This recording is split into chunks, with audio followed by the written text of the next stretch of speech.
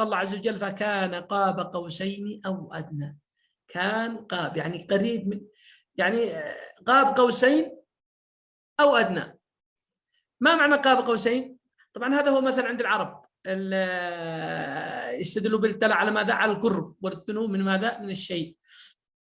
فالآن تأملوا أنتم القوس، هذا القوس الذي هو موجود في الصورة، هذا القوس كامل الذي يضرب به السهام المحارب وكذا، مسك هذا اليد من أول إلى وسطه، هذا يسمى ماذا؟ قاب. فالمسافة بين مقبض القوس وطرفه هذا يسمى قاب.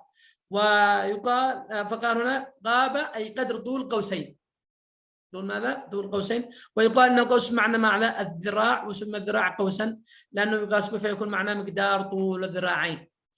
طبعا مع الآية قيل أن جبريل عليه السلام دنا وقرب من النبي صلى الله عليه وسلم حتى كانت المسافة بينهما قريبة جدا قدر طول قوسين بل أدنى من ذلك.